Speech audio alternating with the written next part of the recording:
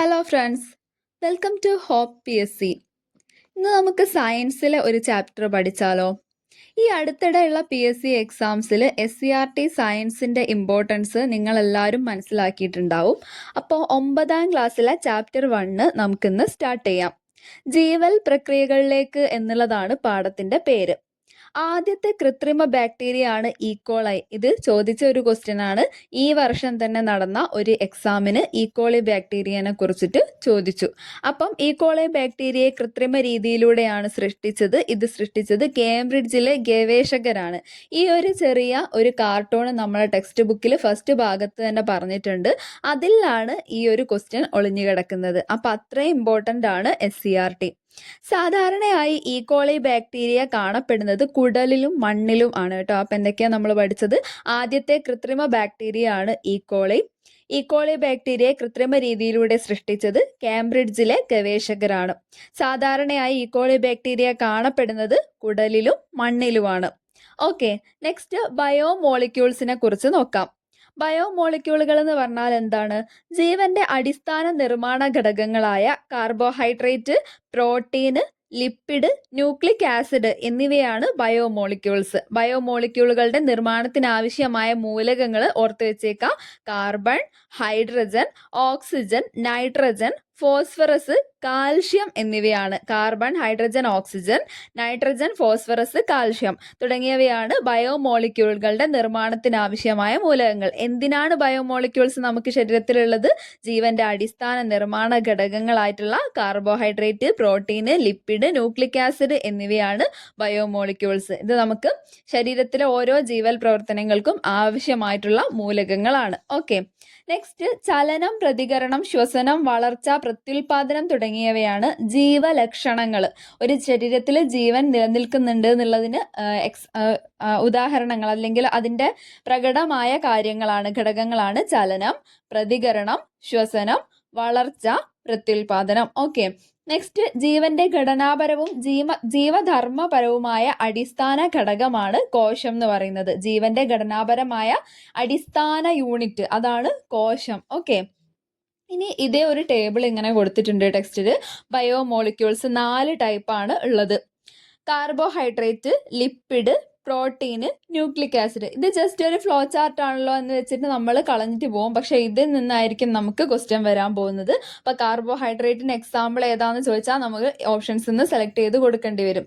ലിപ്പിഡുകൾ ഏതാന്ന് ഓർത്ത് വെക്കുക. അങ്ങനെ. അപ്പോൾ കാർബോഹൈഡ്രേറ്റിന് എക്സാമ്പിൾസ് നോക്കാം. Glucose, fructose, sucrose, starch, cellulose. ഇതൊക്കെ കാർബോഹൈഡ്രേറ്റിന് എക്സാമ്പിൾ ആണ്, ഉദാഹരണങ്ങളാണ്. ഏതൊക്കെയാണ്? Glucose, fructose, sucrose, starch, cellulose. ഇതൊക്കെ കാർബോഹൈഡ്രേറ്റിന് എക്സാമ്പിൾ ആണ്. അതിൽ കാർബണും ഹൈഡ്രജനും ആയിരിക്കും മെയിനായിട്ടും ഉണ്ടായിരിക്കാം. Next one ലിപ്പിഡുകൾ. ലിപ്പിഡുകൾ എന്ന് പറഞ്ഞാൽ കൊഴുപ്പ്, എണ്ണകൾ തുടങ്ങിയവയാണ് ലിപ്പിഡിൽ വരുന്നത്. ലിപ്പിഡ് എന്ന് പറഞ്ഞാൽ എന്താണ്? കൊഴുപ്പ്, എണ്ണകൾ. ഇതൊക്കെ ബയോമോളിക്യൂൾസിന് എക്സാമ്പിൾ ആണ്. ബയോമോളിക്യൂൾസിന് ഇമ്പോർട്ടൻ്റ് ആയിട്ടുള്ള 4 വേർതിരിവുകളാണുള്ളത്. ഒന്നാമത്തത് കാർബോഹൈഡ്രേറ്റ്, രണ്ടാമത്തത് ലിപ്പിഡ്, നെക്സ്റ്റ് പ്രോട്ടീന്, പിന്നെ ന്യൂക്ലിക് ആസിഡ്. ഇതിൽ കാർബോഹൈഡ്രേറ്റിനും ലിപ്പിഡിനും എക്സാമ്പിൾ നമ്മൾ പഠിച്ചു. അടുത്തത് നോക്കാൻ പോകുന്നത് പ്രോട്ടീന്. പ്രോട്ടീനിന് എക്സാമ്പിൾ ആണ് എൻസൈമുകൾ, ഹോർമോണുകൾ, ആന്റിബോഡികൾ. എൻസൈം, ഹോർമോൺ, ആന്റിബോഡി ഇതൊക്കെ നമ്മളെ പ്രോട്ടീനിന് എക്സാമ്പിൾ ആണ്. ഓക്കെ, അടുത്തത് ന്യൂക്ലിക് ആസിഡുകൾ. DNA-യും RNA-യും ആണ് നമ്മളെ റൈബോ ന്യൂക്ലിക് ആസിഡും അതേപോലെ ഡിയോക്സി റൈബോ ന്യൂക്ലിക് ആസിഡും. നെക്സ്റ്റ് വേണം നമുക്ക് മെറ്റബോളിസം എന്താന്ന് നോക്കാം. ഒരു ജീവിയിൽ ബയോമോളിക്യൂളുകളും മറ്റനവധി രാസഘടകങ്ങളും ചേർന്ന് നടത്തുന്ന രാസപ്രവർത്തനങ്ങളെയാണ് ഒന്നാകെ മെറ്റബോളിസം എന്ന് വിളിക്കുന്നത്. മെറ്റബോളിസം ഉള്ളത് കൊണ്ടാണ് നമ്മളെ ജീവൽ പ്രക്രിയകളൊക്കെ നിലനിന്ന് പോകുന്നത്. ഒരു ജീവിയിൽ ബയോമോളിക്യൂളുകളും മറ്റനവധി രാസഘടകങ്ങളും ചേർന്ന് നടത്തുന്ന രാസപ്രവർത്തനങ്ങളെ ഒരുമിച്ച് വിളിക്കുന്ന പേര് അതാണ് മെറ്റബോളിസം. ഈ മെറ്റബോളിസത്തെ 2 ആയിട്ട് ക്ലാസിഫൈ ചെയ്യാം. Anabolism, catabolism. ആനബോളിസം എന്ന് വെച്ചാൽ എന്താണ്? ബിൽഡിംഗ് പ്രോസസ് ആണ് അല്ലേ? ആന എന്ന് പറയുമ്പോൾ വലിയൊരു ജീവിയാണ്. അപ്പൊ ആ വലിയതായിട്ട് ഉണ്ടാക്കിയെടുക്കുക, അതായത് ചെറിയ ചെറിയ യൂണിറ്റ്സ് ചേർന്നിട്ട് ആന പോലെ വലിയൊരു യൂണിറ്റ് ആയിട്ട് മാറുക, അങ്ങനെ ഓർത്ത് വെക്കുക. അപ്പോൾ ആനബോളിസം എന്ന് പറഞ്ഞാൽ ഒരു ജീവശരീരത്തിൽ തന്മാത്രകളെ കൂട്ടിച്ചേർക്കുന്ന രാസപ്രവർത്തനമാണ്. ചെറിയ ചെറിയ യൂണിറ്റുകൾ ചേർന്ന് വലിയ യൂണിറ്റ് ആയിട്ട് മാറും മാറുന്ന ആ ഒരു പ്രോസസ്സിനെ വിളിക്കുന്ന പേരാണ് ആനബോളിസം. ഒരു ജീവശരീരത്തിൽ തന്മാത്രകളെ കൂട്ടിച്ചേർക്കുന്ന രാസപ്രവർത്തനമാണ് ആനബോളിസം. ഉദാഹരണം, കാർബൺ ഡൈ ഓക്സൈഡും ജലവും ഉപയോഗിച്ചിട്ട് സസ്യങ്ങൾ ഗ്ലൂക്കോസ് നിർമ്മിക്കുന്നത് ആനബോളിസത്തിന് എക്സാമ്പിൾ ആണ്. എക്സാമ്പിൾ ഏതാ പറഞ്ഞത് നമ്മൾ? പ്രകാശ സംശ്ലേഷണമാണ്. ഓക്കെ, അടുത്തത് കാറ്റബോളിസം. കാറ്റബോളിസം എന്ന് പറയുമ്പോൾ ഒരു ജീവശരീരത്തിൽ തന്മാത്രകളെ വിഘടിപ്പിക്കുന്ന രാസപ്രവർത്തനത്തെയാണ് നമ്മൾ കാറ്റബോളിസം എന്ന് വിളിക്കുന്നത്. കാറ്റബോളിസത്തിന് എക്സാമ്പിൾ പറയുകയാണെങ്കിൽ പ്രോട്ടീന് വിഘടിച്ചിട്ട് അമിനോ ആസിഡുകളായിട്ട് മാറുന്നത്. പ്രോട്ടീനിന്റെ സിംഗിൾ യൂണിറ്റിന്റെ പേരാണ് അമിനോ ആസിഡ്. അപ്പൊ പ്രോട്ടീന് വിഘടിച്ച് അമിനോ ആസിഡായി മാറുന്ന പ്രക്രിയ എന്ന് പറഞ്ഞാൽ അതൊരു കാറ്റബോളിസത്തിന് എക്സാമ്പിൾ ആണ്. പ്രോട്ടീൻ വിഘടനം കാറ്റബോളിസത്തിന് എക്സാമ്പിൾ ആണ്. അപ്പൊ മെറ്റബോളിസം കംപ്ലീറ്റ് സെറ്റ് ആണല്ലോ. ആനബോളിസവും പഠിച്ചു, കാറ്റബോളിസവും പഠിച്ചു. ഇനി അടുത്തത് എൻസൈമുകൾ. എൻസൈമുകൾ എന്ന് പറഞ്ഞാൽ നമുക്കറിയാം, ജീവികളിൽ നടക്കുന്ന രാസപ്രവർത്തനങ്ങളുടെ വേഗത വർദ്ധിപ്പിക്കാൻ സഹായിക്കുന്ന തന്മാത്രകളാണ് എൻസൈമുകൾ. മിക്ക എൻസൈമുകളും പ്രോട്ടീനുകളാണ്. ജീവികളിൽ നടക്കുന്ന രാസപ്രവർത്തനത്തിന്റെ വേഗത വർദ്ധിപ്പിക്കാനാണ് എൻസൈമുകൾ സഹായിക്കുന്നത്. മിക്ക എൻസൈമുകളും പ്രോട്ടീനുകളാണ്. ഓക്കെ, എൻസൈമുകൾക്ക് ഉദാഹരണങ്ങളാണ് ഉമിനീരിലെ സലൈവറി അമിലേസ്, നമുക്കറിയാവുന്നതാണ് അല്ലെ. അതേപോലെ ആമാശയത്തിലെ പെപ്സിൻ, ഈ ആമാശയത്തിലെ പെപ്സിനും ഉമിനീരിലെ സലൈവറി അമിലേസും ഒക്കെ എൻസൈമുകൾക്ക് എക്സാമ്പിൾ ആണ്. സെറ്റാണല്ലോ. അടുത്തത് ഹോർമോണുകളെ കുറിച്ച് പഠിക്കാം. ജീവൽ പ്രവർത്തനങ്ങളെ നിയന്ത്രിക്കുകയും ഏകോപിപ്പിക്കുകയും ചെയ്യുന്ന രാസ തന്മാത്രകളാണ് ഹോർമോണുകൾ. ജീവൽ പ്രവർത്തനങ്ങളെ നിയന്ത്രിക്കുകയും ചെയ്യും, ഏകോപിപ്പിക്കുകയും ചെയ്യും. ഓക്കെ ആണല്ലോ. ഈ ജീവൽ പ്രവർത്തനങ്ങളെ നിയന്ത്രിക്കുകയും ഏകോപിപ്പിക്കുകയും ചെയ്യുന്ന രാസ തന്മാത്രകളാണ് ഹോർമോണുകൾ. എൻസൈം നമ്മൾ പഠിച്ചു, വേഗത വർദ്ധിപ്പിക്കാൻ സഹായിക്കുന്ന തന്മാത്രകളാണ്. അതേസമയം ഹോർമോണുകളാവുന്ന സമയത്ത് രാസപ്രവർത്തനത്തിനൊക്കെ നിയന്ത്രിക്കുകയും ഏകോപിപ്പിക്കുകയാണ് ചെയ്യുന്നത്. ഓക്കെ, ഇനി ഹോർമോണുകളെ ഉൽപ്പാദിപ്പിക്കുന്നത് എൻഡോക്രൈൻ ഗ്രന്ഥികളാണ്. ഹോർമോണുകളെ ഉൽപ്പാദിപ്പിക്കുന്നതാരാ? എൻഡോക്രൈൻ ഗ്രന്ഥികൾ. നമ്മളെ ഹോർമോൺ ഉൽപാദക ഗ്രന്ഥികളെ മൊത്തമായി വിളിക്കുന്ന പേരാണ് എൻഡോക്രൈൻ ഗ്ലാൻഡ് എന്നുള്ളത്. ഓക്കെ, ഹോർമോണുകൾക്ക് ഉദാഹരണങ്ങളാണ് ടെസ്റ്റോസ്റ്റിറോൺ, ഈസ്ട്രോജൻ, പ്രൊജസ്ട്രോൺ തുടങ്ങിയവ. അപ്പൊ ടെസ്റ്റോസ്റ്റിറോൺ, ഈസ്ട്രോജൻ, പ്രൊജസ്ട്രോൺ ഇതൊക്കെ ഹോർമോണുകൾക്ക് എക്സാമ്പിൾ ആണ്. അപ്പൊ ഹോർമോൺ എന്ന് വെച്ചാൽ എന്താണ്? ജീവൽ പ്രവർത്തനങ്ങളെ നിയന്ത്രിക്കുകയും ഏകോപിപ്പിക്കുകയും ചെയ്യുന്ന രാസതന്മാത്രകളാണ്. സെറ്റാണല്ലോ. ഇനി അടുത്തത് ഈ ഏകകോശ ജീവികൾ എന്താണ്, ജന്തുക്കൾ എന്താണ്, സസ്യങ്ങൾ എന്താണ് എന്നൊക്കെ നമുക്ക് ജീവി വിഭാഗം എന്നൊരു ടോപ്പിക്കിൽ പഠിക്കാനുണ്ട്. അപ്പം ഏകകോശ ജീവികളെ പറ്റി നോക്കാം. ഇതിന്റെ ബാഹ്യ പരിസ്ഥിതിയിൽ നിന്ന് മെറ്റബോളിസത്തിന് ആവശ്യമായ പദാർത്ഥങ്ങൾ കോശദ്രവ്യത്തിലേക്ക് എത്തുന്ന വിധം എന്ന് പറഞ്ഞാൽ അതിന്റെ കോശസ്തരത്തിലൂടെയാണ്. അതായത് കോശസ്തരത്തിലൂടെ കോശദ്രവ്യത്തിലേക്ക് പ്രവേശിക്കുകയാണ് ചെയ്യുന്നത്. മെറ്റബോളിസത്തിന് ആവശ്യമായ പദാർത്ഥങ്ങൾ പുറമേയുള്ള ആ ഒരു അന്തരീക്ഷത്തിൽ നിന്ന് അല്ലെങ്കിൽ അതിന്റെ ചുറ്റുപാടുകളിൽ നിന്ന് അതിന്റെ ശരീരത്തിലേക്ക് എങ്ങനെ എത്തിച്ചേരുന്നു എന്നാണ് നമ്മൾ നോക്കുന്നത്. ഏകകോശ ജീവിയായ അമീബയിലൊക്കെ എങ്ങനെയാ സംഭവിക്കുന്നത്? കോശസ്തരത്തിലൂടെ കോശദ്രവ്യത്തിലേക്ക് പ്രവേശിക്കുന്നു. ഓക്കെ, അടുത്തത് ജന്തുക്കൾ. ജന്തുക്കൾ ആവുന്ന സമയത്ത് കോശങ്ങൾക്കിടയിലെ ദ്രവ്യത്തിലേക്ക് എത്തുന്ന മാറ്റങ്ങൾക്ക് വിധേയമായ പദാർത്ഥങ്ങൾ കോശസ്തരത്തിലൂടെ കോശദ്രവ്യത്തിലേക്ക് പ്രവേശിക്കുന്നു. നമ്മളെ ശരീരത്തിലൊക്കെ അങ്ങനെയാണ്. അതായത് കോശത്തിന്റെ ആ ഒരു മെംബ്രെയിൻ ഉണ്ട് അല്ലെ, ആ മെംബ്രെയിൻ്റെ ഉള്ളിൽ കൂടി കടന്നിട്ട് ഉള്ളോട്ട് വരികയാണ് ചെയ്യുന്നത്. അപ്പൊ കോശങ്ങൾക്കിടയിലെ ദ്രവ്യത്തിലേക്ക് എത്തുന്ന മാറ്റങ്ങൾക്ക് വിധേയമായ പദാർത്ഥങ്ങൾ കോശസ്തരത്തിലൂടെ കോശദ്രവ്യത്തിലേക്ക് പ്രവേശിക്കുന്നു. ഈ കോശത്തിനുള്ളിലുള്ള ആ ഒരു കോശാംഗങ്ങളല്ലാത്ത ഭാഗത്തിന് ഫുള്ളായിട്ടും വിളിക്കുന്ന പേരാണ് കേട്ടോ കോശദ്രവ്യം എന്നുള്ളത്.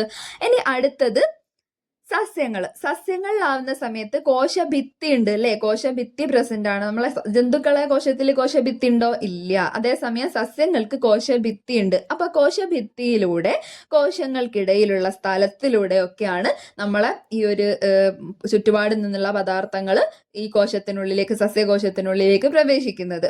തൊട്ടടുത്ത കോശങ്ങളെ ബന്ധിപ്പിക്കുന്ന പ്ലാസ്മോഡെസ്മേറ്റ എന്ന കോശദ്രവ്യ പാതകളിലൂടെയും പദാർത്ഥങ്ങൾ ഉള്ളിലേക്ക് എത്തുന്നുണ്ട്. അപ്പൊ പ്ലാസ്മോഡെസ്മേറ്റ എന്താണെന്ന് ഓർക്കുക. സസ്യകോശങ്ങളിൽ തൊട്ടടുത്ത കോശങ്ങളെ ബന്ധിപ്പിക്കുന്ന ഒരു കോശദ്രവ്യ പാത, അതിനെ വിളിക്കുന്ന പേരാണ് പ്ലാസ്മോഡെസ്മേറ്റ. സെറ്റാണല്ലോ. ഇനി അടുത്തത്, ഒരു കോശത്തിൽ നിന്നും മറ്റൊന്നിലേക്ക് പ്ലാസ്മ സ്തരത്തിലൂടെയും സസ്യങ്ങൾ ഈ പദാർത്ഥ സംവഹനം നടക്കുന്നുണ്ട്. ഓക്കെ, ഇനി ജന്തുക്കളിൽ ആന്തര പരിസ്ഥിതിയായി വർത്തിക്കുന്നത് കോശങ്ങൾക്കിടയിലെ സ്ഥലത്ത് കാണപ്പെടുന്ന ദ്രവമാണ്. അതിനെ വിളിക്കുന്ന പേരാണ് എക്സ്ട്രാ സെല്ലുലാർ ദ്രവം.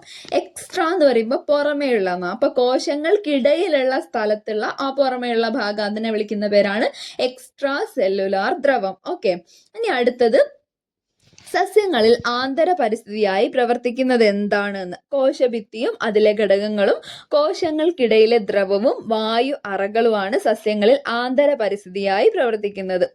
ആന്തര പരിസ്ഥിതിയുടെ ഘടന സ്ഥിരമായി നിലനിർത്തുന്നതിനെ സമസ്ഥിതി പാലനം എന്നാണ് വിളിക്കുന്നത്. അതിന് ഇംഗ്ലീഷിൽ ഹോമിയോസ്റ്റാസിസ് എന്ന് പറയുന്നു. ഇത് കുറച്ച് ഇമ്പോർട്ടൻ്റ് ആണ്. ഹോമിയോസ്റ്റാസിസ്, സമസ്ഥിതി പാലനം എന്ന് പറഞ്ഞാൽ എന്താണ്? നിർവചന ടെക്സ്റ്റിൽ കൊടുത്തിരിക്കുന്നത് ഇങ്ങനെയാണ്: ആന്തര പരിസ്ഥിതിയുടെ ഘടന സ്ഥിരമായി നിലനിർത്തുന്നതിനെ, ഓരോ ജീവിയും അതിന്റെ ആന്തര പരിസ്ഥിതിയുടെ ഘടന സ്ഥിരമായി നിലനിർത്തുന്നതിനെ സമസ്ഥിതി പാലനം എന്നാണ് വിളിക്കുന്നത്. ഓക്കെ, സെറ്റ് ആണല്ലോ. അപ്പൊ നമ്മൾ ഇവിടെ എന്തൊക്കെയാ പഠിച്ചത്? 3 തരം ജീവി വിഭാഗങ്ങളും അതിന്റെ കോശത്തിനുള്ളിലേക്ക് പദാർത്ഥങ്ങൾ പ്രവേശിക്കുന്ന കുറച്ച് വിധങ്ങളുമാണ് പഠിച്ചത്. അപ്പൊ ഏകകോശ ജീവികളിലാണെങ്കിൽ കോശസ്തരത്തിലൂടെയാണ്, ജന്തുക്കളിലും കോശസ്തരത്തിലൂടെ, കോശത്തിന്റെ ആ ഒരു മെംബ്രെയിനിൽ കൂടി തന്നെയാണ് പ്രവേശിക്കുന്നത്. അതേപോലെ സസ്യങ്ങളിലാണെങ്കിൽ കോശഭിത്തിക്കിടയിലുള്ള സ്ഥലം, അതായത് പ്ലാസ്മോഡെസ്മേറ്റ, ആ കാര്യങ്ങളൊക്കെ നമ്മൾ പഠിച്ചു. ഇനി ഇങ്ങനെ പദാർത്ഥ സംവഹനത്തിനുള്ള കുറച്ച് മെത്തേഡ്സ് ആണ് നമ്മൾ പഠിക്കാൻ പോകുന്നത്. അതായത് 4 വിധത്തിലാണ് അതുള്ളത്: ഓസ്മോസിസ്, അന്തർവ്യാപനം, ഫെസിലിറ്റേറ്റഡ് ഡിഫ്യൂഷൻ, ആക്റ്റീവ് ട്രാൻസ്പോർട്ട്. ഈ പദാർത്ഥ സംവഹനത്തിന് ആവശ്യമായിട്ടുള്ള പദാർത്ഥ സംവഹനം നടക്കുന്ന കുറച്ച് മെത്തേഡ്സ് ആണിത്. ഈ 4 വെരി ഇമ്പോർട്ടൻ്റ് ആണ്, കുറച്ച് കൺഫ്യൂസിംഗും ആണ്, ശ്രദ്ധിക്കണേ. അപ്പൊ അതിന്റെ മുമ്പേ നമുക്ക് എന്താണ് വർണ്ണധാര്യ സ്തരം? അത് നമ്മളെ പ്ലാസ്മ സ്തരം തന്നെയാണ് കേട്ടോ. അതിന്റെ വേറെ ഒരു പേരാണ്. പ്ലാസ്മ സ്തരത്തിലൂടെ, അതായത് കോശസ്തരത്തിലൂടെ ജലം, ഓക്സിജൻ, കാർബൺ ഡൈ ഓക്സൈഡ് തുടങ്ങിയ സാധനങ്ങൾക്കൊക്കെ പെട്ടെന്ന് അങ്ങോട്ടും ഇങ്ങോട്ടും കടന്നു പോകാൻ വേണ്ടി പറ്റും. എന്നാൽ ചില പദാർത്ഥങ്ങൾക്കും അയോണുകൾക്കും പ്ലാസ്മ സ്തരത്തിലെ പ്രത്യേകതരം ചാനലുകളിലൂടെയോ സുഷിരങ്ങളിലൂടെയോ മാത്രമേ അങ്ങോട്ടും ഇങ്ങോട്ടും പാസ് ചെയ്യാൻ വേണ്ടിയിട്ട് പറ്റുള്ളൂ. അതിനാൽ ഈ പ്ലാസ്മ സ്തരം വർണ്ണധാര്യ സ്തരം അല്ലെങ്കിൽ സെലക്റ്റീവ്ലി പെർമിയബിൾ മെംബ്രെയിൻ എന്നും കൂടി അറിയപ്പെടുന്നു. ഓക്കെ, അപ്പൊ ഓസ്മോസിസ് നോക്കാം. 4 ആണുള്ളത്: ഓസ്മോസിസ്, അന്തർവ്യാപനം, ഫെസിലിറ്റേറ്റഡ് ഡിഫ്യൂഷൻ, ആക്റ്റീവ് ട്രാൻസ്പോർട്ട്. അതിൽ ഫസ്റ്റ് 1 ആണ് ഓസ്മോസിസ്. ജലതന്മാത്രകൾ അവയുടെ ഗാഢത കൂടിയ ഭാഗത്ത് നിന്നും കുറഞ്ഞ ഭാഗത്തേക്ക് അർദ്ധധാര്യ സ്ഥലത്തിലൂടെ സഞ്ചരിക്കുന്ന പ്രക്രിയയാണ് അന്തർവ്യാപനം. അപ്പം ഓർത്ത് വെച്ചേക്ക, തന്മാത്രകൾ എന്നല്ല പറഞ്ഞത്, ജല തന്മാത്രകൾ. ശ്രദ്ധിച്ചല്ലോ, ജല തന്മാത്രകൾ. ഓസ്മോസിസിൽ ജല തന്മാത്രകളാണ്. എങ്ങനെയാ നമ്മൾ അത് കണക്ട് ചെയ്ത് വെക്കുക? ഓസിലൂടെ നമ്മൾ ജലമല്ലേ നനയ്ക്കുന്നത്, നനയ്ക്കാനൊക്കെ വേണ്ടിയിട്ട് ഓസ് യൂസ് ചെയ്യും. അതിൽ എന്താ എടുക്കുന്നത്? ജലമാണ് നമ്മൾ ചെടിക്കൊക്കെ തളിച്ചു കൊടുക്കുന്നത്. അങ്ങനെ ഓർത്ത് വെച്ചേക്ക, ആ ടേം ഒന്ന് ജസ്റ്റ് കണക്ട് ചെയ്ത് വെച്ചേക്ക. ഓസ് എന്ന് പറയുമ്പോൾ അത് ജല തന്മാത്രകളാണ്. സെറ്റ് ആണല്ലോ. ഓസ്മോസിസ് എന്ന് പറയുമ്പോൾ ജല തന്മാത്രകൾ അവയുടെ ഗാഢത കൂടിയ ഭാഗത്ത് നിന്നും കുറഞ്ഞ ഭാഗത്തേക്ക് അർദ്ധധാര്യ സ്തരത്തിലൂടെ സഞ്ചരിക്കുന്ന പ്രക്രിയയാണ് ഓസ്മോസിസ്. സെറ്റ്. ഇനി അന്തർവ്യാപനം, ഡിഫ്യൂഷൻ എന്നാണ് അതിന്റെ ഇംഗ്ലീഷ് പേര്. തന്മാത്രകൾ അവയുടെ ഗാഢത കൂടിയ ഭാഗത്തു നിന്നും കുറഞ്ഞ ഭാഗത്തേക്ക് വ്യാപിക്കുന്ന പ്രതിഭാസം. എന്താ ഇവിടെ ഡിഫറൻസ്? തന്മാത്രകൾ. മനസ്സിലായല്ലോ. ജലതന്മാത്രകളാണെങ്കിൽ ഓസ്മോസിസ് ആണ്, എന്നാൽ തന്മാത്രകളാണെങ്കിൽ അത് അന്തർവ്യാപനം അല്ലെങ്കിൽ ഡിഫ്യൂഷൻ ആണ്. ഓക്കെ ആണെന്ന് വിചാരിക്കുന്നു. ഇനി അടുത്തത് ഫെസിലിറ്റേറ്റഡ് ഡിഫ്യൂഷൻ നോക്കാം. ഫെസിലിറ്റേറ്റഡ് എന്ന് പറയുമ്പോൾ ഒരു പുതിയ വേർഡും കൂടി അതിലേക്ക് വന്നു അല്ലേ. അപ്പൊ ഇതൊരു സ്പെഷ്യൽ ആയിട്ടുള്ളതാണ്. ഡിഫ്യൂഷൻ തന്നെയാണ്, പക്ഷെ കുറച്ചൊരു സ്പെഷ്യൽ ആയിട്ടുള്ളതാണ്. അപ്പൊ സ്പെഷ്യാലിറ്റി എന്താണ്? പ്ലാസ്മ സ്തരത്തിലെ ചില പ്രോട്ടീനുകളുടെ സഹായത്താൽ. മനസ്സിലായല്ലോ, പ്ലാസ്മ സ്തരത്തിലെ ചില പ്രോട്ടീനുകളുടെ സഹായത്താൽ. അപ്പൊ ആ പ്രോട്ടീന് വേണം ഇവിടെ ഈ പാസ് ചെയ്യണം എന്നുണ്ടെങ്കിൽ. മനസ്സിലായല്ലോ. പ്ലാസ്മ സ്തരത്തിലെ ചില പ്രോട്ടീനുകളുടെ സഹായത്താൽ തന്മാത്രകൾ അവയുടെ ഗാഢത കൂടിയ ഭാഗത്തു നിന്നും കുറഞ്ഞ ഭാഗത്തേക്ക് വ്യാപിക്കുന്ന ഊർജം ആവശ്യമില്ലാത്ത പ്രക്രിയയാണ് ഫെസിലിറ്റേറ്റഡ് ഡിഫ്യൂഷൻ. പ്ലാസ്മ സ്തരത്തിലെ ചില പ്രോട്ടീനുകളുടെ സഹായത്താലാണ് തന്മാത്രകൾ അവയുടെ ഗാഢത കൂടിയ ഭാഗത്ത് നിന്ന് കുറഞ്ഞ ഭാഗത്തേക്ക് കടക്കുന്നത്. കൂടാതെ ഒരു പോയിന്റ് കൂടി ഓർക്കുക, ഊർജം ആവശ്യമേ ഇല്ല. അപ്പൊ ഫെസിലിറ്റേറ്റഡ് ഡിഫ്യൂഷൻ സെറ്റായി. ഇനി അടുത്തത് ആക്റ്റീവ് ട്രാൻസ്പോർട്ട്. പ്ലാസ്മ സ്തരത്തിലെ ചില വാഹക പ്രോട്ടീനുകളുടെ സഹായത്താൽ തന്മാത്രകൾ അവയുടെ ഗാഢത കുറഞ്ഞ ഭാഗത്തു നിന്നും കൂടിയ ഭാഗത്തേക്ക് സഞ്ചരിക്കുന്ന ഊർജം ആവശ്യമായ പ്രക്രിയയാണ് എന്ത്?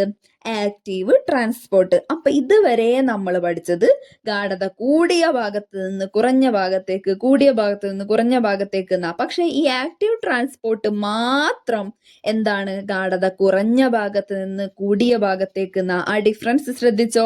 അപ്പൊ പ്ലാസ്മ സ്തരത്തിലെ ചില വാഹക പ്രോട്ടീനുകളുടെ സഹായത്താൽ തന്മാത്രകൾ അവയുടെ ഗാഢത കുറഞ്ഞ ഭാഗത്ത് നിന്ന് കൂടിയ ഭാഗത്തേക്ക് സഞ്ചരിക്കുന്നു. അപ്പൊ എന്ത് വേണം? എനർജി വേണം. അപ്പൊ ഊർജം ആവശ്യമായ പ്രക്രിയയാണ്. അപ്പൊ ആക്റ്റീവ് ട്രാൻസ്പോർട്ട് എന്ന് പറഞ്ഞാൽ പ്ലാസ്മ സ്തരത്തിലെ ചില വാഹക പ്രോട്ടീനുകളുടെ സഹായത്താൽ തന്മാത്രകൾ അവയുടെ ഗാഢത കുറഞ്ഞ ഭാഗത്ത് നിന്ന് കൂടിയ ഭാഗത്തേക്ക് സഞ്ചരിക്കുന്ന ഊർജം ആവശ്യമായ പ്രക്രിയയാണ്. ഓക്കെ, ഇനി അപ്പോൾ പദാർത്ഥ സംവഹനത്തിന്റെ ഡിഫറെന്റ് മെത്തേഡ്സ് നമ്മൾ പഠിച്ചു കഴിഞ്ഞു. ഇനി ഒരിക്കലും മാറിപ്പോവില്ല എന്ന് വിചാരിക്കുന്നു. ഇനി അടുത്തത് നമുക്ക് സസ്യങ്ങളുടെ കുറച്ച് പ്രത്യേകതകൾ നോക്കാം. സസ്യങ്ങളുടെ പച്ച നിറമുള്ള ഭാഗങ്ങളിൽ കാണപ്പെടുന്ന സവിശേഷ കോശങ്ങളാണ് ഉപരിവൃതി കോശങ്ങൾ. സ്റ്റൊമാറ്റ, മീസോഫിൽ കോശങ്ങൾ. 3 കാര്യങ്ങളാണ് ഉപരിവൃതി കോശങ്ങൾ, സ്റ്റൊമാറ്റ, മീസോഫിൽ കോശങ്ങൾ. ഇത് 3ഉം സസ്യങ്ങളുടെ പച്ച നിറമുള്ള ഭാഗങ്ങളിൽ കാണപ്പെടുന്ന സവിശേഷ കോശങ്ങളാണ്. ഹരിതകണം അല്ലെങ്കിൽ ക്ലോറോപ്ലാസ്റ്റ് കാണപ്പെടുന്ന കോശങ്ങളാണ് മീസോഫിൽ കോശങ്ങൾ. ഹരിതകണം കാണപ്പെടുന്ന കോശത്തിനെ വിളിക്കുന്ന പേര് മീസോഫിൽ കോശങ്ങൾ. ഓക്കെ, ഹരിതകണത്തിലെ ഇരട്ട സ്തരങ്ങളെ നമ്മൾ വിളിക്കുന്ന പേരാണ് ബാഹ്യസ്തരം, ആന്തരസ്തരം. ഹരിതകണത്തിലെ 2 സ്തരങ്ങളുണ്ട്, ഇരട്ട സ്തരങ്ങളുണ്ട്. അതിന്റെ പേരാണ് ബാഹ്യസ്തരം, ആന്തരസ്തരം. ഹരിതകണത്തിലെ ദ്രാവക ഭാഗത്തിന്റെ പേരാണ് സ്ട്രോമ. ഹരിതകണത്തിലെ ദ്രാവക ഭാഗം അതാണ് സ്ട്രോമ. ഹരിതകണത്തിൽ കാണപ്പെടുന്ന സ്തരസഞ്ചികളാണ് തൈലക്കോയിഡ്. തൈലക്കോയിഡാണ് സ്തരസഞ്ചികൾ. നമ്മൾ കടയിൽ പോയിട്ട് തൈലമൊക്കെ വാങ്ങി വരുമ്പോൾ അത് സഞ്ചിയിലിട്ടിട്ടാണ് കൊണ്ടുവരിക എന്നൊക്കെ ഓർക്കുക. അപ്പൊ ഹരിതകണത്തിൽ കാണപ്പെടുന്ന സ്തരസഞ്ചികൾ അതാണ് തൈലക്കോയിഡ്. ശരിക്കും പറഞ്ഞാൽ ഈ ചിത്രത്തിൽ നോക്കിയാൽ കറക്റ്റ് മനസ്സിലാവും. നമ്മൾ പഠിച്ചു വെച്ചേക്കാം, ഒന്ന് ജസ്റ്റ് ഇങ്ങനെ ഓർത്താൽ മതി. അപ്പൊ ക്ലോറോപ്ലാസ്റ്റിന്റെ ഘടനയാണ് ഈ ചിത്രത്തിൽ കാണിച്ചിരിക്കുന്നത്. നമ്മളെ ടെക്സ്റ്റ് ബുക്കിൽ കാണിച്ചിരിക്കുന്ന ചിത്രം തന്നെയാണ്. ഈ ഒരു ഇലയിന്റെ അകത്ത് അതിനെ ക്രോസ് സെക്ഷൻ എടുത്തു കഴിഞ്ഞാൽ നമുക്ക് കാണാവുന്നതാണ് ഈ നടുവിലുള്ള ഒരു ചിത്രം. ഇതിൽ മേലെയും താഴെയും ആക്കിയിട്ട് ആ മേലെയും താഴെയും ഉള്ളതാണ് ഉപരിവൃതി കോശങ്ങൾ. അതിന്റെ സെന്റർ ഭാഗത്തായിട്ട് മീസോഫിൽ കോശങ്ങൾ കാണുന്നുണ്ട്. പിന്നെ ഈ ഒരു നമ്മളെ ഉപരിവൃതി കോശങ്ങളെ ചില സ്ഥലത്ത് കുറച്ച് ഗ്യാപ്പുകൾ കാണപ്പെടുന്നുണ്ട്. അവിടെയാണ് നമ്മളെ സ്റ്റൊമാറ്റ എന്ന് പറയുന്നത്. ആസ്യരന്ധ്രം എന്നാണ് കേട്ടോ സ്റ്റൊമാറ്റന്റെ മലയാളം പേര്. അങ്ങനെ ചോദിച്ചാലും നമ്മൾ തപ്പിപ്പോവരുത്, ആൻസർ എഴുതണം. ഓക്കെ, സ്റ്റൊമാറ്റ അല്ലെങ്കിൽ ആസ്യരന്ധ്രം, അതാണ് ആ ഒരു കുഞ്ഞി ഓപ്പണിങ് കാണുന്നത്. ഇനി ഇപ്പുറത്തെ സൈഡിൽ കാണുന്നത് സ്തരങ്ങൾക്കിടയിലെ സ്ഥലമാണ്. അതാണ് എന്ത്? ബാഹ്യസ്തരവും ആന്തരസ്തരവും ഒക്കെ ആ ചിത്രത്തിൽ കാണിക്കുന്നുണ്ട്. നമ്മളെ ഗ്രാന, സ്ട്രോമ ലാമെല്ല, തൈലക്കോയിഡ് ഒക്കെ അതിൽ കാണാൻ പറ്റും. ഈ തൈലക്കോയിഡാണ് നമ്മളിപ്പോൾ പഠിക്കാൻ പോകുന്നത്. എന്താണ്? ഹരിതകണത്തിൽ കാണപ്പെടുന്ന സ്തരസഞ്ചികൾ. സെറ്റാണല്ലോ. അപ്പൊ ചിത്രം വെച്ചിട്ട് ഓർത്ത് വെച്ചാലും മതി. വേണമെങ്കിൽ ടേംസ് ഒന്ന് കണക്ട് ചെയ്യാൻ വേണ്ടിയിട്ട് സഞ്ചി, തൈലം എന്നൊക്കെ ഒന്ന് ഓർത്ത് വെച്ചേക്കാം. അപ്പൊ തൈലക്കോയിഡുകളുടെ അടുക്ക് അറിയപ്പെടുന്ന പേരാണ് ഗ്രാന. ഇങ്ങനെ അടുക്കിയാണല്ലോ ഈ പിക്ചറിൽ വെച്ചിരിക്കുന്നത്, കണ്ടില്ലേ? അപ്പൊ തൈലക്കോയിഡുകളുടെ ആ ഒരു അടുക്കിനെ വിളിക്കുന്ന പേരാണ് ഗ്രാന. ഈ ഹരിതകം അല്ലെങ്കിൽ ക്ലോറോഫില്ല് കാണപ്പെടുന്ന ഹരിതകണത്തിലെ ഭാഗമാണ് ഗ്രാന. അപ്പൊ ഹരിതകം കാണപ്പെടുന്നത് ഗ്രാനയിലാണ്. ഗ്രാനകളെ തമ്മിൽ ബന്ധിപ്പിക്കുന്ന ഭാഗമാണ് സ്ട്രോമ ലാമെല്ല. സ്ട്രോങ് ആയിട്ട് അങ്ങോട്ടും ഇങ്ങോട്ടും ബന്ധിപ്പിച്ച് പിടിച്ചിരിക്കുന്നു. എന്തിനെ? ഗ്രാനേനെ. അപ്പൊ ഗ്രാനകളെ തമ്മിൽ ബന്ധിപ്പിച്ചിരിക്കുന്ന ഭാഗം സ്ട്രോമ ലാമെല്ല വിടൂല, തമ്മിൽ പിടിച്ചു വെച്ചിരിക്കുകയാണ്. ഓക്കെ, അപ്പൊ ഗ്രാനകളെ തമ്മിൽ ബന്ധിപ്പിക്കുന്ന ഭാഗം സ്ട്രോമ ലാമെല്ല. സെറ്റ് ആണല്ലോ. അടുത്തത് നമുക്ക് പ്രകാശ സംശ്ലേഷണത്തിനെ കുറിച്ച് പഠിക്കാം. സസ്യങ്ങൾ ആഹാരം നിർമ്മിക്കുന്ന പ്രക്രിയയാണ് പ്രകാശ സംശ്ലേഷണം. നമ്മൾ കുഞ്ഞി ക്ലാസ്സിലെ പഠിച്ചു വരുന്നതാണ് അല്ലേ? ഫോട്ടോസിന്തസിസ് എന്ന് വെച്ചാൽ സസ്യങ്ങൾ ആഹാരം നിർമ്മിക്കുന്ന പ്രക്രിയയാണ്. ഏകകോശ ബഹുകോശ ജീവികൾ ഉൾപ്പെടുന്ന വിഭാഗമായ ആൽഗകളിലും അതേപോലെ പ്രോകാരിയോട്ടുകളായ ബ്ലൂ ഗ്രീൻ ആൽഗകളിലും പോഷകങ്ങൾ ലഭ്യമാകുന്നത് പ്രകാശ സംശ്ലേഷണത്തിലൂടെയാണ്. എല്ലാത്തിലും, അതായത് ആൽഗ, പ്രോകാരിയോട്ടുകളായ ബ്ലൂ ഗ്രീൻ ആൽഗ, ഏകകോശ ബഹുകോശ ജീവികൾ, ഇതിലൊക്കെ പോഷകങ്ങൾ ലഭ്യമാകുന്നത് എങ്ങനെയാ? പ്രകാശ സംശ്ലേഷണത്തിലൂടെയാണ്. പ്രകാശ സംശ്ലേഷണത്തിലെ ഘട്ടങ്ങൾ പറയുകയാണെങ്കിൽ പ്രകാശഘട്ടം, ഇരുണ്ട ഘട്ടം, ഇങ്ങനെ 2 ഘട്ടങ്ങളുണ്ട്. ഇതിന്റെ തമ്മിലുള്ള ഡിഫറൻസ് ഒരു ടേബിൾ ആക്കി തന്നെ നമ്മളെ ടെക്സ്റ്റ് ബുക്കിൽ കൊടുത്തിട്ടുണ്ട്. നമുക്ക് സ്റ്റേറ്റ്മെന്റ് ആയിട്ട് എക്സ്പെക്ട് ചെയ്യാവുന്ന ഒരു ഇമ്പോർട്ടന്റ് ക്വസ്റ്റ്യൻ ആണ്. ഓക്കെ, പഠിച്ചു വെച്ചേക്കണേ. അപ്പൊ പ്രകാശഘട്ടം, ഇരുണ്ട ഘട്ടം, ഇത് 2 പ്രകാശ സംശ്ലേഷണത്തിലെ ഘട്ടങ്ങൾ. പ്രകാശ സംശ്ലേഷണത്തിലെ ഇരുണ്ട ഘട്ടത്തിലെ പ്രവർത്തനങ്ങൾ വിശദീകരിച്ച ശാസ്ത്രജ്ഞനാണ് മെൽവിൻ കാൽവിൻ. അദ്ദേഹത്തിന് 1961 രസതന്ത്രത്തിനുള്ള നോബൽ പ്രൈസ് കിട്ടിയിട്ടുണ്ട്.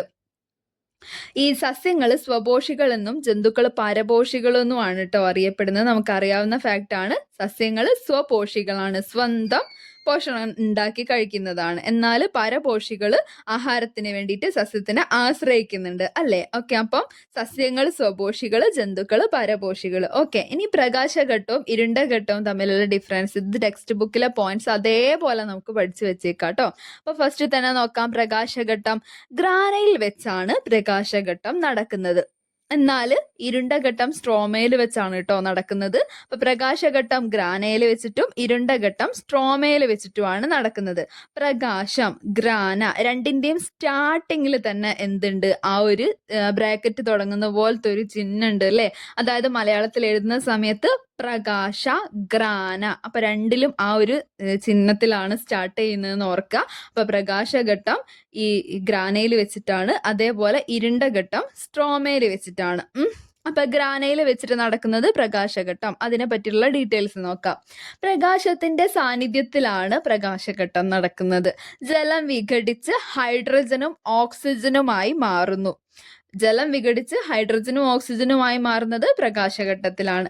ഇനി ഓക്സിജൻ പുറന്തള്ളുന്നു, ഹൈഡ്രജൻ സ്ട്രോമയിലെത്തുന്നു, ഊർജ തന്മാത്രയായ ATP ഉണ്ടാകുന്നു.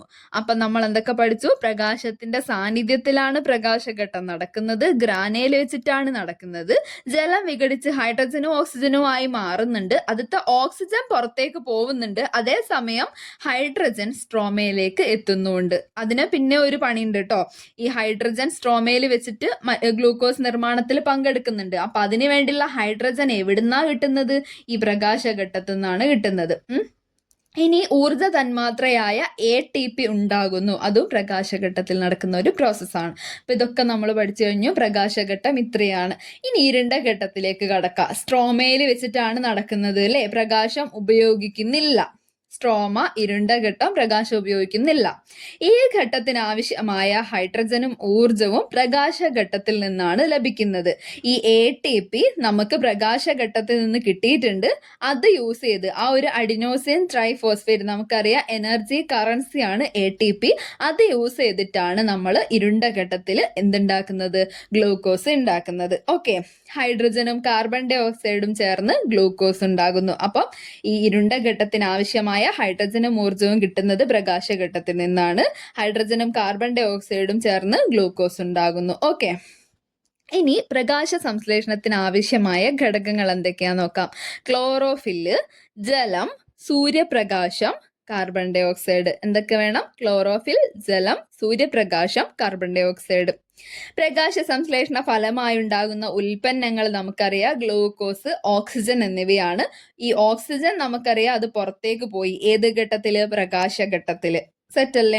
അതിവേഗം ജലത്തിൽ ലയിക്കുന്നതിനാൽ ഗ്ലൂക്കോസ് സസ്യങ്ങളിൽ സംഭരിക്കപ്പെടുന്നത് അന്നജം രൂപത്തിലാണ് കേട്ടോ. ഗ്ലൂക്കോസ് രൂപത്തിൽ തന്നെയാണെങ്കിൽ അത് പെട്ടെന്ന് ജലവുമായിട്ട് ലയിച്ചിട്ട് പോവും. അങ്ങനെ പോവാതിരിക്കാൻ അന്നജം രൂപത്തിലാണ് ഇത് സ്റ്റോർ ചെയ്യുന്നത് എന്ന് ഓർക്കാം. ഇനി അന്നജം മെറ്റബോളിസത്തിന് വിധേയമാകുമ്പോൾ ഉണ്ടാകുന്ന പദാർത്ഥങ്ങളാണ് സൂക്രോസ്, ഫ്രക്ടോസ്. രണ്ട് കാര്യങ്ങളുണ്ട്. അന്നജം മെറ്റബോളിസത്തിന് വിധേയമായിട്ട് സൂക്രോസും ഫ്രക്ടോസുമാണ് ഉണ്ടാവുന്നത്.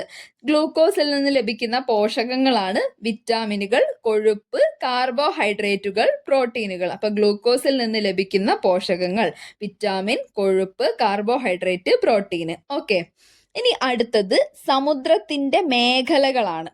നമ്മൾ ചെറിയൊരു ഷോർട്സ് ചെയ്തിട്ടുണ്ട്. ഇതുപോലെ SCRT ഇമ്പോർട്ടൻ്റ് ആയിട്ടുള്ള കാര്യങ്ങളൊക്കെ ടേബിൾസും കോളംസും ഒക്കെ നമ്മൾ ചെറിയ ചെറിയ ഷോർട്സ് ചെയ്തിട്ട് അതിന് പ്രത്യേക ഒരു പ്ലേലിസ്റ്റ് ഉണ്ട്. പറ്റുവച്ചാൽ അതൊന്ന് പോയി കാണണേ. അപ്പൊ സമുദ്രത്തിലെ മേഖലകൾ നോക്കാം. യൂഫോട്ടിക് മേഖല, ഡിസ്ഫോട്ടിക് മേഖല, ഏഫോട്ടിക് മേഖല എന്നിങ്ങനെ 3 മേഖലകളാണ് സമുദ്രത്തിനുള്ളത്. അതിന്റെ ആഴത്തിലേക്ക് പോകുന്നതനുസരിച്ചിട്ട് 3 സ്റ്റേജസ്. ഓക്കെ, അപ്പൊ ഫസ്റ്റത്തത് യൂഫോട്ടിക് മേഖല. ഇതിനെപ്പറ്റി PSC ചോദിച്ചു കഴിഞ്ഞതാണ് കേട്ടോ. അപ്പൊ അത് പഠിച്ചു വെച്ചേക്കണം. അപ്പൊ ഉപരിതലം മുതൽ 200 മീറ്റർ വരെ ആഴത്തിൽ സൂര്യപ്രകാശം നന്നായി ലഭിക്കുന്നതും ധാരാളം ജീവികൾ കാണപ്പെടുന്നതുമായിട്ടുള്ള മേഖലയാണ് യൂഫോട്ടിക് മേഖല. അതിന് തൊട്ട് താഴെയായിട്ടാണ് ഡിസ്ഫോട്ടിക് വരുന്നത്. 200 മീറ്ററിന് താഴെ 1000 മീറ്റർ വരെ വ്യാപിച്ചിരിക്കുന്ന മേഖലയാണ് ഡിസ്ഫോട്ടിക് മേഖല. പ്രകാശ ലഭ്യത പരിമിതമാണ്, എങ്കിലും സസ്യകേന്ദ്രീകൃതമായ ജീവജാലിക അതായത് വെബ് ഓഫ് ലൈഫ് ഈ മേഖലയിൽ കാണപ്പെടുന്നുണ്ട്. അടുത്തത് എഫോട്ടിക് ആണ്. എഫോട്ടിക് എന്ന് പറയുമ്പം 1000 മീറ്ററിൽ താഴെ നല്ല ആഴത്തിൽ, ഏറ്റവും ആഴത്തിലുള്ളത്, അവിടെ ഇരുട്ടായിരിക്കും അല്ലെ, അതായത് സൂര്യപ്രകാശം അങ്ങനെ എത്തുന്നില്ല. 1000 മീറ്ററിന് താഴെ സൂര്യപ്രകാശം വളരെ കുറവായതിനാൽ പ്രകാശ സംശ്ലേഷണം നടക്കാത്ത മേഖലയാണ് എഫോട്ടിക് മേഖല. ഓക്കെ, മേൽത്തട്ടിലെ ജീവികളുടെ മൃതാവശിഷ്ടങ്ങളൊക്കെയാണ് ഈ എഫോട്ടിക് മേഖലയിലെ ജന്തുക്കൾ ആഹാരമാക്കുന്നത്.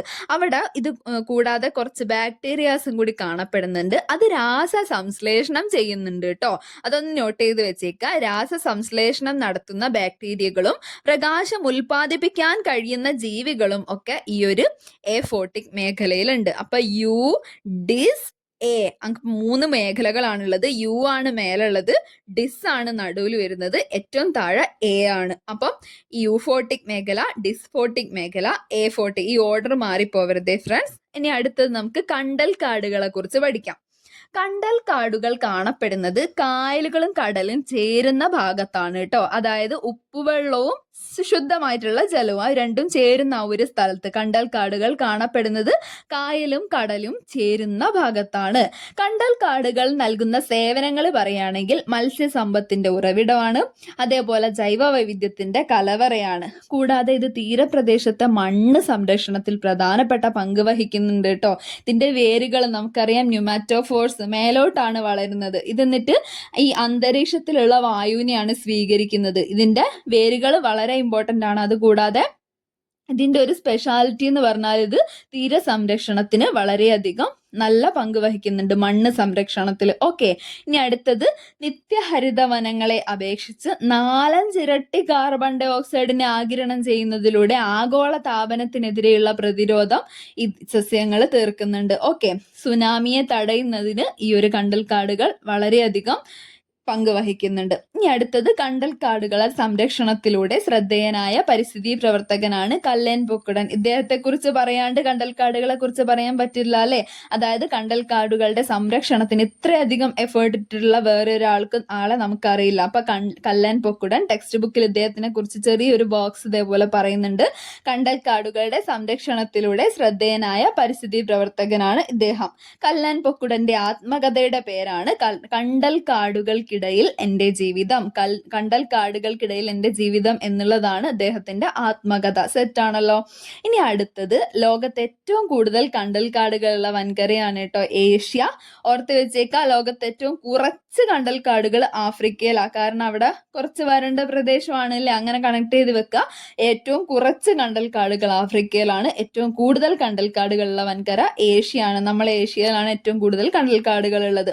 കണ്ടൽ വൈവിധ്യത്തിൽ മുന്നിൽ നിൽക്കുന്ന വൻകരയാണ് ഏഷ്യ. കണ്ടൽക്കാടുകളുടെ വിസ്തൃതിയിൽ ലോകത്ത് 1-ാം സ്ഥാനത്തുള്ള രാജ്യമാണ് ഇന്തോനേഷ്യ. ഇന്തോനേഷ്യയിലാണ് വിസ്തൃതി കൂടുതൽ, ലോകത്ത് 1-ാം സ്ഥാനത്ത്. കണ്ടൽക്കാടുകളുടെ വിസ്തൃതിയിൽ ലോകത്ത് 1-ാം സ്ഥാനത്തുള്ള രാജ്യമാണ് ഇന്തോനേഷ്യ. ഓക്കെ, അപ്പൊ ഇത്രയാണ് 9-ാം ക്ലാസ്സിലെ ബയോളജി ടെക്സ്റ്റ് ബുക്കിലെ ചാപ്റ്റർ 1 ജീവൽ പ്രക്രിയകളിലേക്ക് എന്നുള്ള പാഠത്തിൽ നമുക്ക് പഠിക്കാനുള്ളത്.